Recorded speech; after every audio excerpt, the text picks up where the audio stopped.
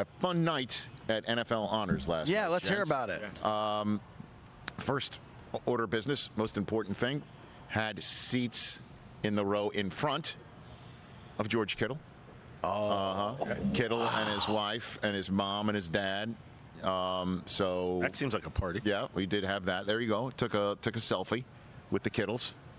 There they are. They bring up the pillow again. And how they did actually. His wife confirmed that the pillow was not fully defiled. By Hobbs the dog, I believe. Hobbs the puppy dog. Not fully defiled. Not fully defiled.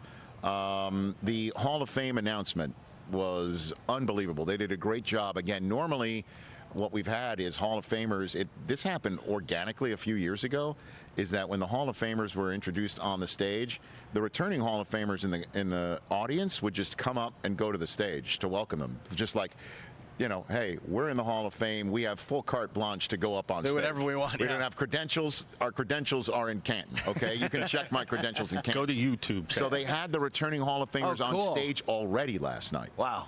They called everyone up on stage, and you could see that was Eric Allen going through along with Sterling Sharpe. Aeneas Williams came up, and I gave him a handshake. But if you go back to the other one there, you could see Eric Allen is going through the gauntlet, and that is Sterling Sharpe hugging it out. And what I'm looking at is LaDainian Tomlinson calling Antonio Gates up to the stage. Oh, wow. They had introduce a charger, and all the knock on the door videos came out today. The moments when, over the past 2 weeks, where a Hall of Famer went to the home of the newly announced inductee to tell them that they're in, and they did have LT do it for Antonio Gates. That's so cool. They had Shannon do it for Sterling. I saw that. That was amazing. But the surprise was the number of people who went in, and it's just 4. It's the smallest Hall of Fame class since 2005. 2015. My bad.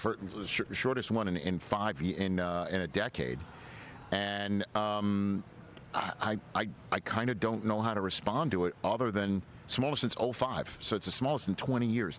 The only thing I could say about it is when you have people waiting and you say we're not filling up our spots to the maximum in an announcement, it's like having a whole airport, an airport gate full of passengers, and you take off with empty seats on the plane. And I don't get it. I know that the Hall of Fame has been instructed, from what I've been told, by the enshrinees, by the people who are in the hall, that they wanted the guidelines to make the hall tougher.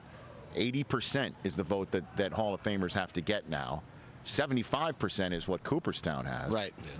And so when you're looking at, say, Reggie Wayne or Torrey Holt or Anquan Bolden, who I don't think was even a finalist. No, but Steve Smith Sr. I mean, how are you going to get, if somebody's getting voted in, 80% of the vote? It's amazing that Sterling got it, because it's been years since anyone thought about Sterling getting into the Hall of Fame, and it's been a drumbeat. And I know that he's the one that everyone's going to zero in on, because he had a 7-year career. But in his 7 seasons in the league, he was second in receptions and receiving yards, along with being third in touchdowns. Jerry Rice is the only one who was ahead of him in each category. Shannon said in his Hall of Fame induction ceremony, I'm the only person in the Hall of Fame that can say I was the second best player in my own family. He was a Pro Bowler 5 times. And the neck injury that he suffered required season-ending surgery in 1994. Turned out to be career-ending. And the number of records that this guy broke, he was a Triple Crown. He's one of the 8 Triple Crown receivers.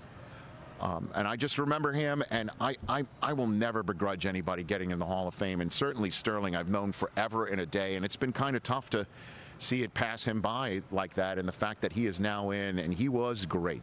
He was amazing. He was truly one of the best receivers in the game for a 7-year stretch, and I understand people want to see a longer number of years for a player to get in the Hall of Fame, but I don't think a lot of Hall of Famers will complain about you know, the guy who broke the NFL single-season reception record that Art Monk had when he broke it. He's a Triple Crown guy, as I mentioned. And in the 1993 season, he broke his own record for receptions with 112, making him the first player to have consecutive seasons catching more than 100 passes. So this is back at a time when it wasn't some quarterback crazy passing league. Oh, he had Brett Favre. 18 touchdowns in 1994, second most in league history at the time behind Jerry Rice's 22, 7 years before. So he did have Brett Favre, of course. You look at most Hall of Fame receivers, they had somebody who was in the Hall of Fame potentially throwing to him. So I just had an issue with the fact that there's an empty slot. I mean, Mike Holmgren came out of the committee for coaches, and he wasn't on the stage. And I'm like, what is up with that? No Luke Kuechly, no Adam Vinatieri. Darren Woodson. And no Darren Woodson. Like, what are we doing? And there's an empty chair. Yeah.